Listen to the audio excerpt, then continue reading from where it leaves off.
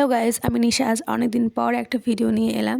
So এই ভিডিওটা যেটা দেখতে পাচ্ছ তোমরা কীর্তনের, তো এটা আমাদের পাশের বাড়ির কাকি, উনি বৈষ্ণব সেবার জন্য রেখেছিলেন। সো এই কীর্তনে এসে আমরা কী খেলাম, দেন কী করলাম সেগুলোই তোমাদের সাথে শেয়ার করবো। তো তোমরা পুরো ভিডিওটাই দেখো, আমি সব তোমাদের সাথে শেয়ার করবো। আর এই কীর্তনটা সকাল 11টা রান্না 1টা পর্যন্ত হয়েছে। কীর্তনে নাচটা দেখে এসে আমরা সবাই খেতে বসে পড়েছিলাম, কারণ অনেক বেলা হয়ে গেছিলো।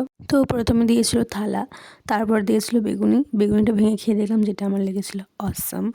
আর তারপর দিয়েছিল ফ্রাইড রাইস ভেজিটেবল দিয়ে, যেটা করেছিল ওটা খেতে আমার লেগেছিলো অসাম। আর তারপর দিয়েছিল খিচুড়ি, আর খিচুড়িটা অনেক গরম ছিল, ভাব উঠছে না ঠিক, কিন্তু খেতে খুব সুন্দর ছিল আর গরমও ছিল অনেক।